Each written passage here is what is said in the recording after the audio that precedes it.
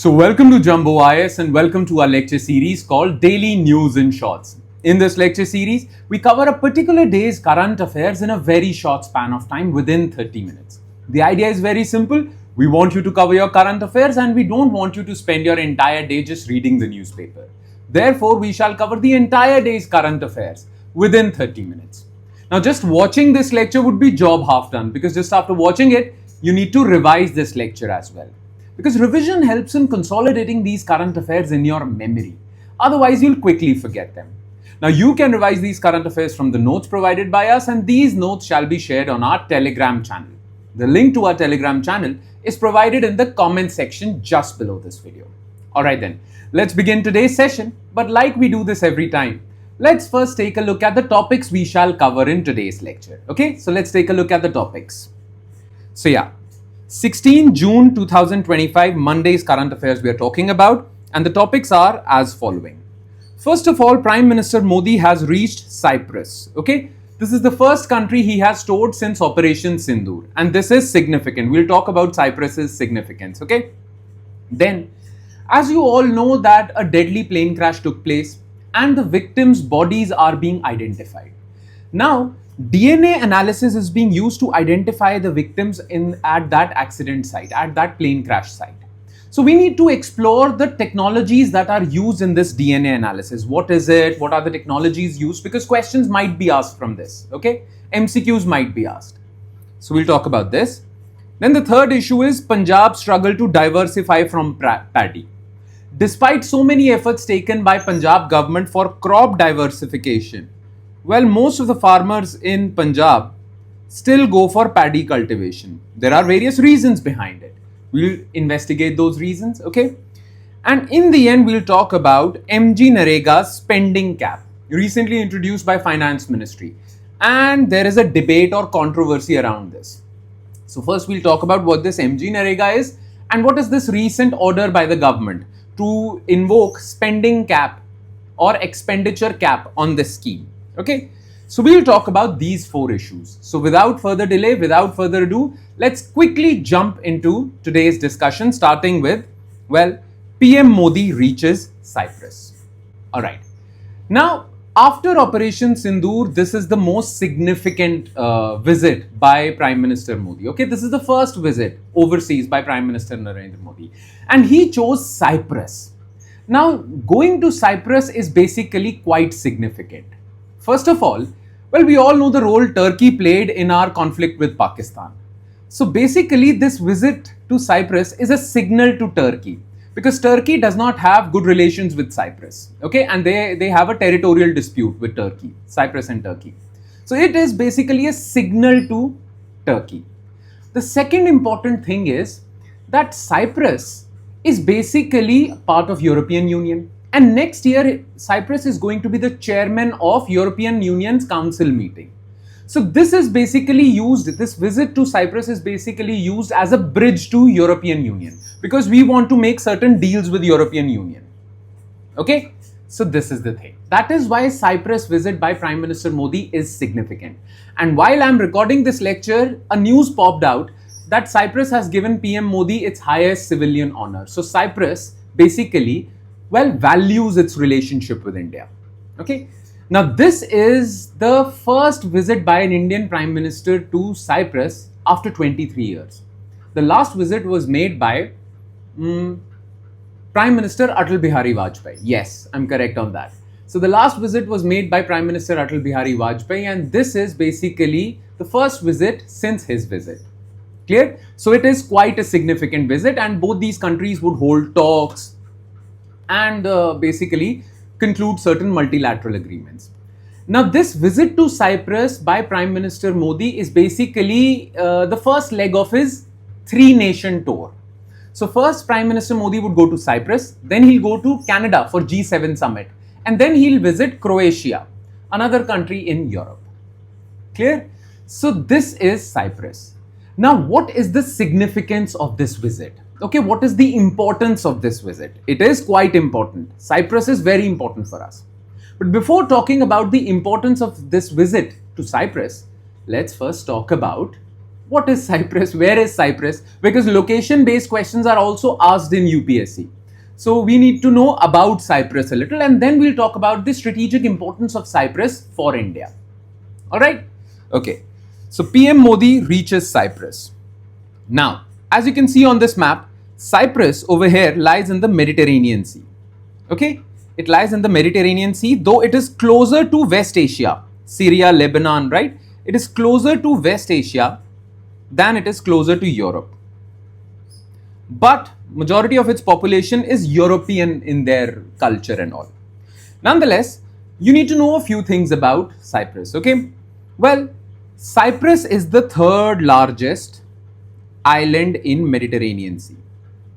Third largest island.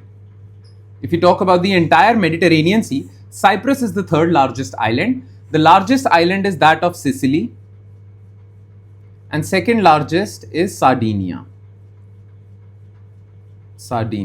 Both of them are under the control of Italy. But Cyprus is its own independent country. Okay? Now, Cyprus has a mix of population. There are ethnic Turkish people, there are ethnic European people, Greeks basically. Okay? And that is why the official language of Cyprus is both Greek and Turkish. Though majority population is Greek, Christian Greeks, but ethnic Turks, Muslim Turks are also part of their population, right? And they don't share a very good relationship with Turkey, and we'll talk about that, okay? So let's talk about that, okay? Let's talk about the importance of Cyprus for India.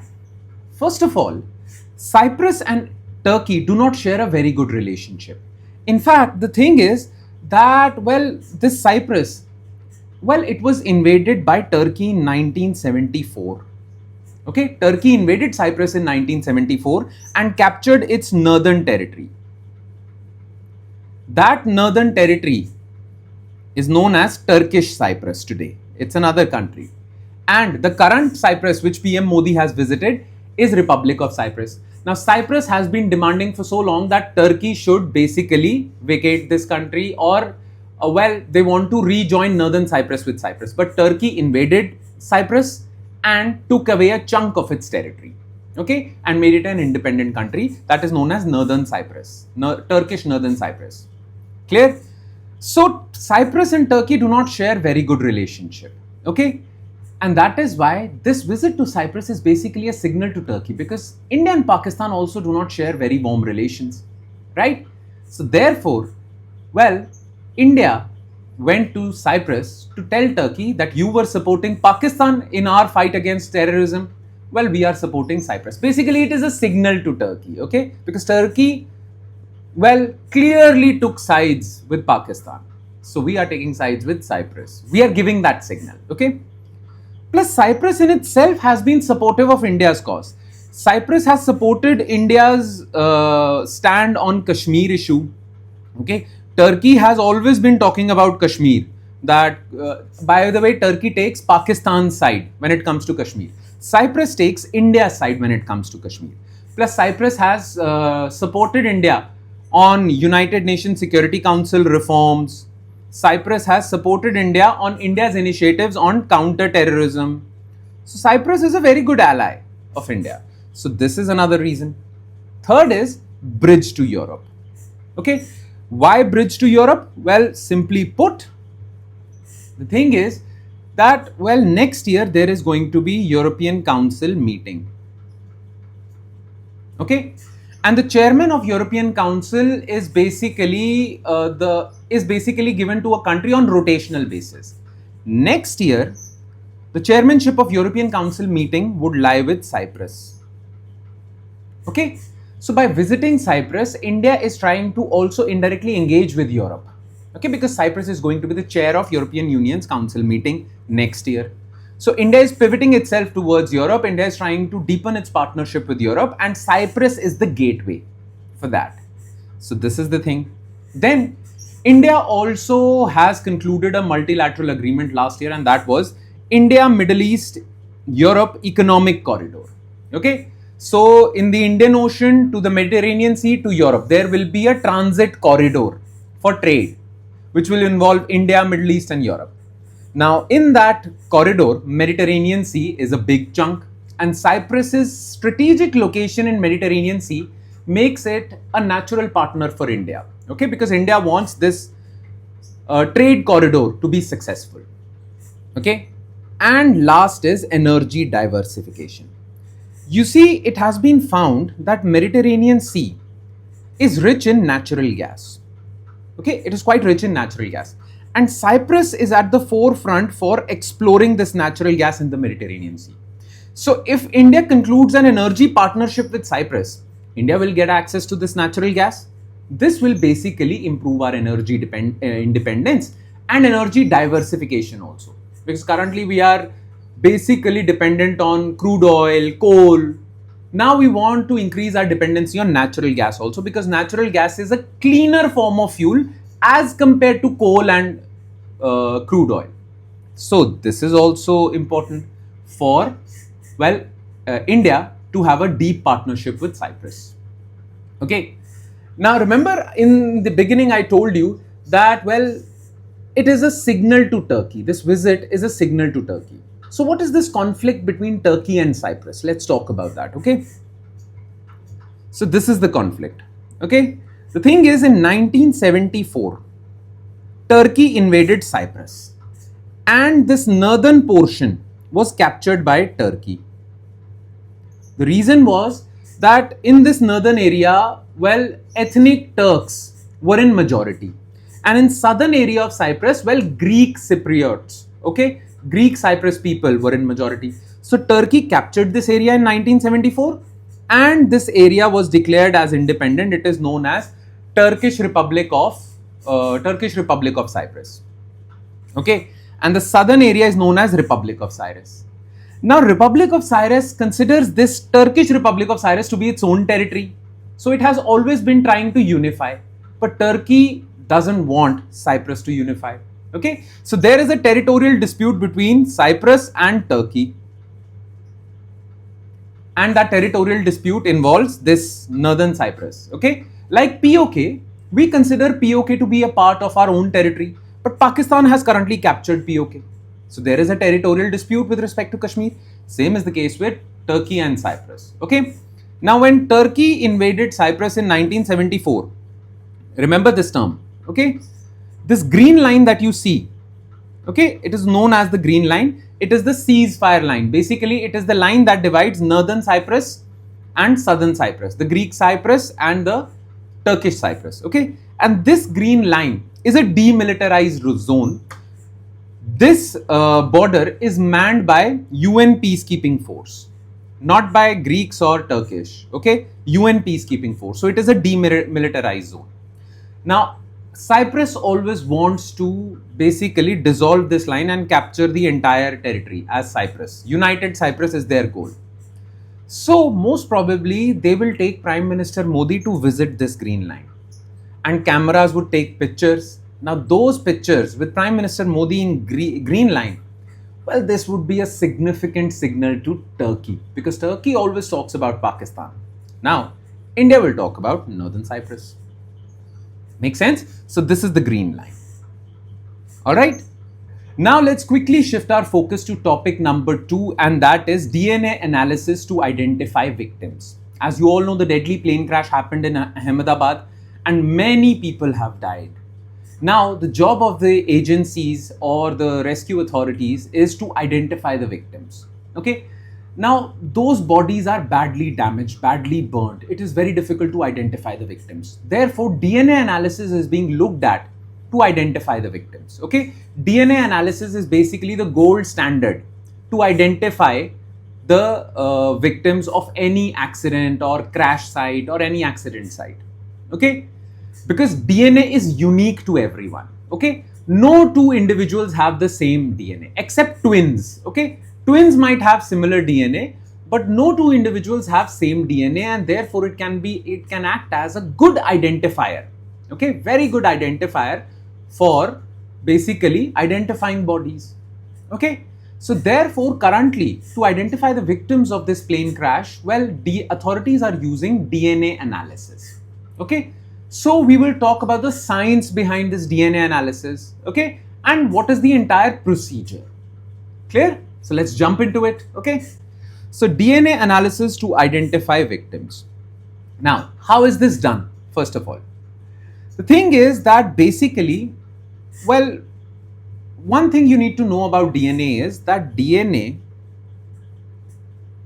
after the death of the person, well, DNA gets damaged or decomposed very quickly. Okay, so as soon as you reach the accident site, you need to recover DNA very quickly. Okay, and how do you match the DNA? Well, you take the DNA of the relatives of the person.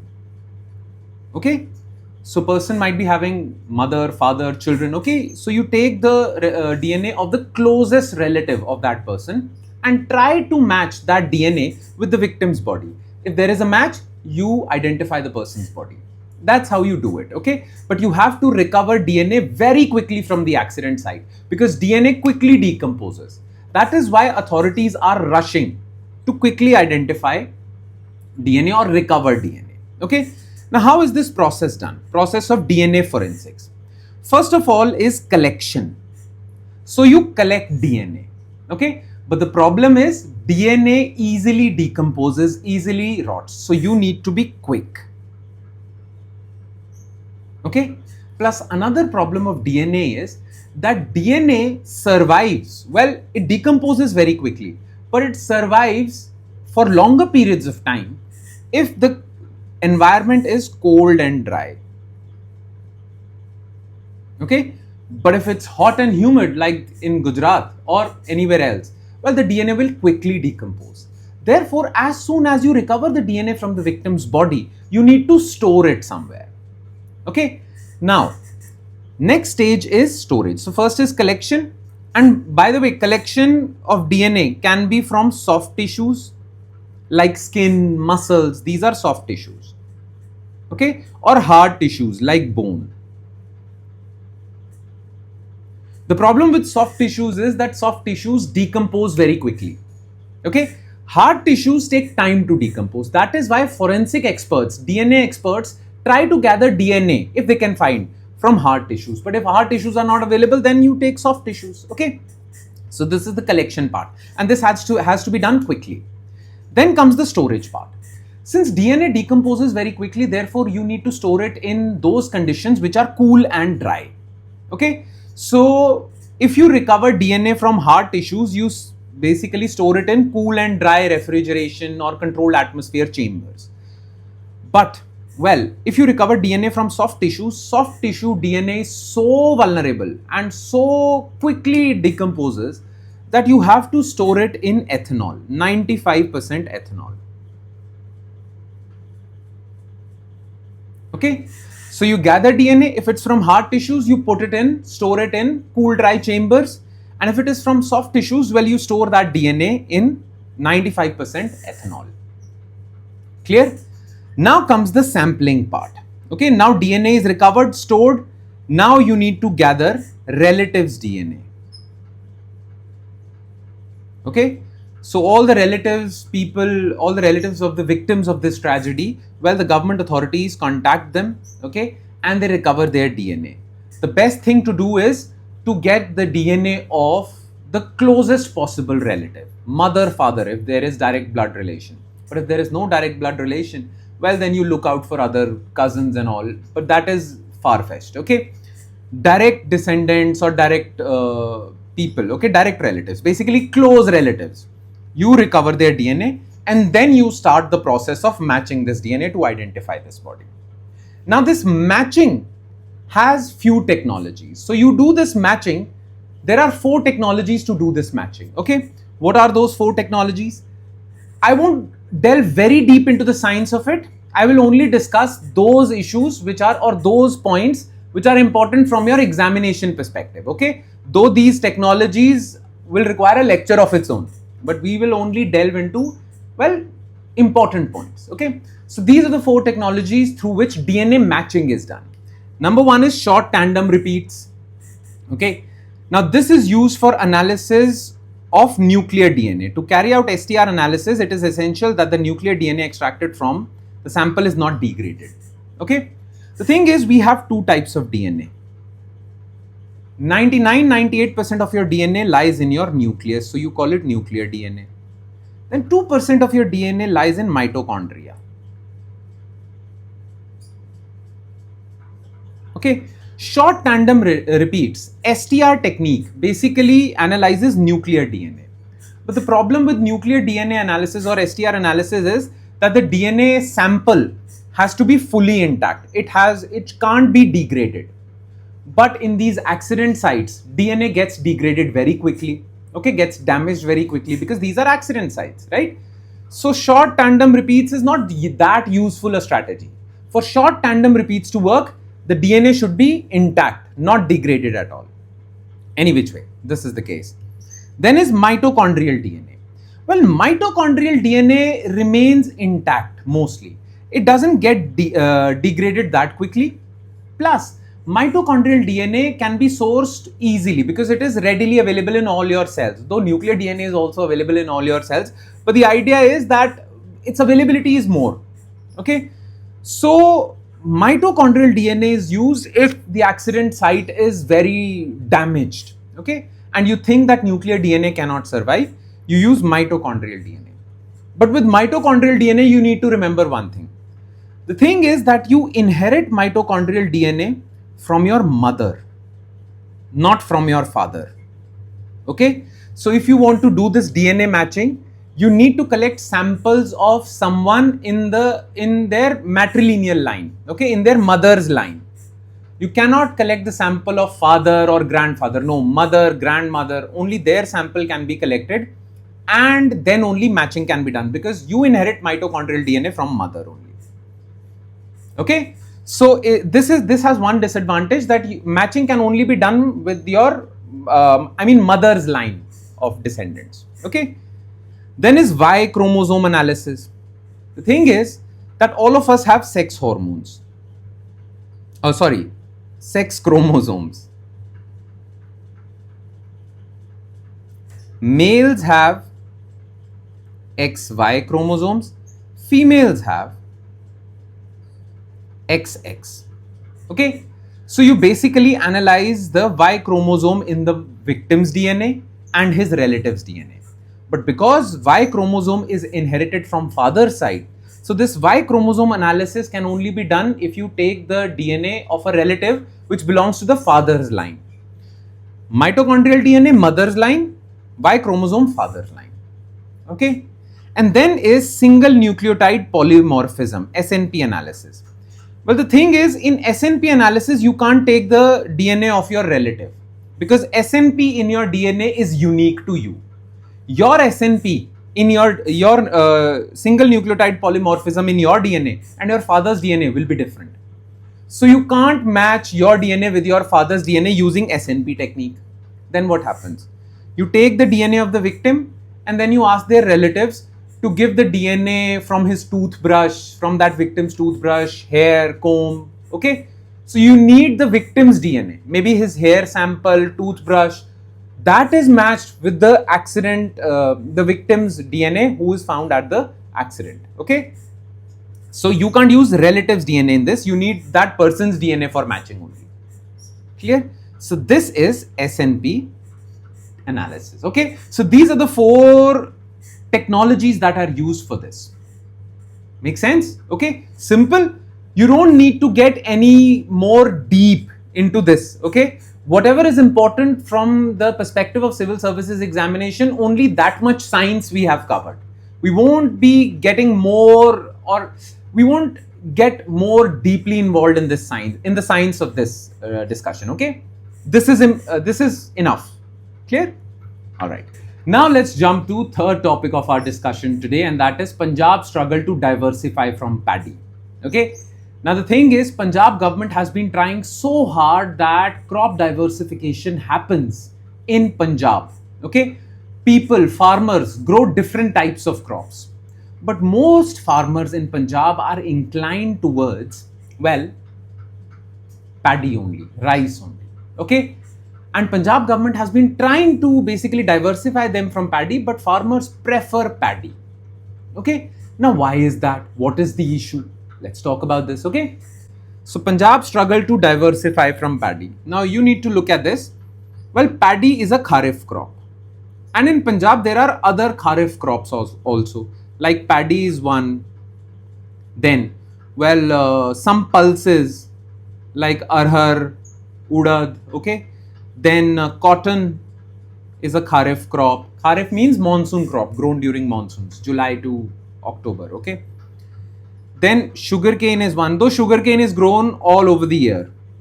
But nonetheless, these are kharif crops, okay? And there are many other. There are some oil seeds also like groundnut.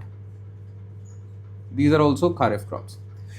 Now the thing is that, well, if we talk about the acreage, 92% of kharif crops acreage belongs to paddy. So 92% of the land sown under kharif crops is paddy. That means most farmers prefer paddy.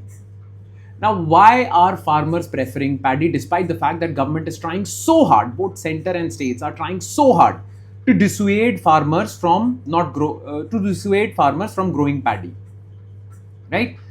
Now, let's investigate those reasons. But first, let's talk about why is paddy harmful? Why do we want to dissuade farmers from growing paddy, right? So, problems with paddy. First of all, if you only grow one type of crop and there is a problem of crop diversification, there is lack of crop diversification in your area, then that depletes your soil. Soil fertility becomes a casualty. Okay, lack of crop diversification because of so much emphasis on paddy, it increases vulnerability to pest and disease attacks, plus your soil fertility also declines. Plus, because your soil fertility declines, you're more dependent on, fertilizers, pesticides, because your soil is not nutrient rich. Therefore, you are spraying fertilizers, pesticides. Plus, paddy has one more problem. Okay, paddy is highly water intensive. It guzzles water. It takes in a lot of water. Now, Punjab is an arid state, is a dry state. Okay, and Punjab depends on groundwater for irrigating their paddy crop. And because of so much usage of water for paddy, Punjab's groundwater table has been declining 0.5 meters per annum on an average, largely because of paddy. So Punjab is suffering. Pest and disease attacks are there. Farmers have to spend a lot. Their cost of farming has increased because they have to spray so many pesticides, fertilizers. And Punjab is becoming more dry day by day because groundwater is getting depleted. Okay. Now, why are farmers not choosing other crops? Why are farmers still going for paddy? There are reasons behind it, okay? Why no result of government's efforts to diversify farmers from paddy? Why is paddy the king? First of all, guaranteed procurement under MSP. Paddy gives assured returns to farmers because of guaranteed procurement by government agencies under very good price of MSP. This basically makes farmers to take this decision because they want to earn good return. Okay. Then Punjab government provides a lot of subsidies and freebies that basically incentivize paddy farming. Okay. Punjab government provides 8 hours of free electricity, which farmers use in rural areas, by the way, which farmers use to basically power their irrigation pumps. These tube wells extract groundwater and then spray that extracted groundwater on the paddy fields. Okay, so this has incentivized farmers to go for paddy. And there are many other things. The subsidies and the freebies are incentivizing farmers to grow paddy. Plus, well, farming is a risky job. It is risky. The risk is that of weather, the risk is of climate, the risk is of pests and diseases. Therefore, farmers want to grow that crop which will give them assured returns. And because of government's MSP policy, they go for paddy because they consider other crops as highly risky. And that is the reason why paddy is still the king. All right. And now let's come to the last topic of our discussion, and that is spending cap on MGNREGA. Now, MGNREGA is basically a rural employment or rural guaranteed employment scheme. Okay. So basically anyone in a rural area who cannot find employment anywhere, well, government promises them 100 days of guaranteed employment, okay, at minimum wages. So this is basically, the scheme was launched to reduce poverty basically. Okay, so anyone who cannot find a job in rural areas, well, government guarantees them 100 days, minimum 100 days of employment under various government schemes. Okay, so government might be repairing a canal, digging the earth for some sand. All these works are going on. Government employs these unemployed people for that. So 100 days of guaranteed employment is given to rural people for 100 days. Okay, at minimum wages. Sorry. Okay, this is MGNREGA. Now, recently, Finance Ministry has come out with this notification or announcement that, well, the budget, the total budget of MGNREGA, well, it is overshooting. That means the budget we allocate for 1 year, well, we end up paying more, spending more. Okay, there are some inefficiencies. So they have come out with a ruling or announcement. They say that within first half of one financial year, you cannot spend more than 60% of the total annual budget of MGNREGA. Okay, so in the first half of one financial year, not more than 60% of the annual budget of MGNREGA can be spent. Okay, that is given. Now, some people are calling it a controversial move, but government is justifying it. So government has some rational reasons behind it. Okay, and well, people who are criticizing it, they also have rational arguments. So let's take a look at both these arguments. We need to know government stand. We need to know critics stand also. Clear? Yes, makes sense? So let's delve into this topic. So MGNREGA spending cap. So basically, government has said that first half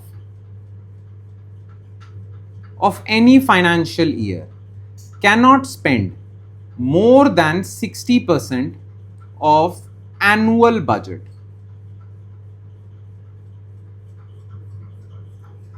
of that scheme.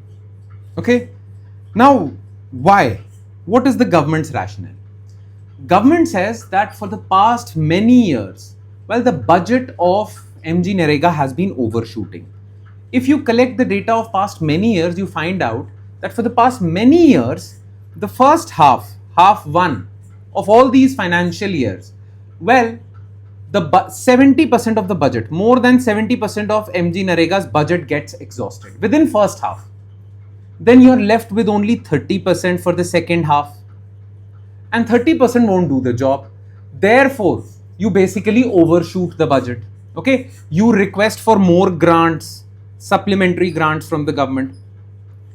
Those supplementary grants are also not like enough to fulfill all these requirements. They get exhausted by December.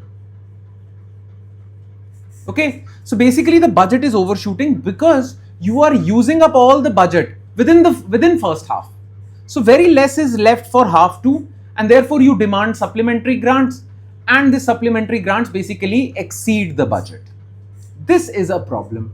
Clear? Because government data says that what happens is that, let's suppose, well, you use up 80% in first half. Now you're left with 20%. 20% is not enough. So you employ people, but you don't pay them because you don't have the money. So you tell them that we'll pay you afterwards. So there are these overdues. These pending overdues are carried forward into the next year. 20% of the next year's budget is basically spent on clearing previous year's pending overdues. Now this is problematic. Government thinks this is extremely problematic. Okay, and basically this doesn't ensure fiscal discipline. Okay, you're overspending, you're not disciplined in your spending, and government cannot have that because government has to manage its deficit. Okay, so these are the three reasons that are given for announcing this, that there are going to be spending caps on MGNREGA. Okay, but many people are criticizing this ruling by the government. And why? They have their reasons. Issues with spending cap. You see, this MGNREGA scheme is not just a scheme. It is guaranteed under law of parliament. Okay, it is basically MGNREGA. Okay, A stands for Act of Parliament. So this 100 days of guaranteed employment is basically a legal right. And plus, MGNREGA scheme is a demand-driven scheme. So anyone can approach the government and say, I don't have employment, give me employment. It is a demand-driven scheme. Now, because it is a demand-driven scheme, you can't have it that, let's suppose within the first half, 60% of the budget got exhausted. Okay? And then someone came to the government and said, I don't have employment, give me employment. Now, will the government refuse that person the employment because 60% budget has been exhausted? If the government does so, if the government refuses because the government says that our limit was 60%, if the government does so, then don't you think this person's legal right is getting violated because he was guaranteed this legal right? So this is a violation of your legal right. Plus, the courts have also said, Supreme Court, High Courts have also said that state cannot violate your legal right just by saying that we don't have money. Legal right means legal right. It has to be fulfilled even if the state doesn't have money. So if government follows this 60% cap, the problem is legal rights are going to get violated. Law is going to get violated. Yes? So this is the thing. This is the problem. All right? And that would be all. With that, we conclude today's session. Thank you so much for watching, everyone. And I'm sure it has added value to your preparation. But I say this every time. It will add more value if you're consistent and regular with this lecture series. Okay? And you revise this lecture from the notes provided by us. Please do not forget to do that. And I will see you next time with another set of news items. Thank you, everyone.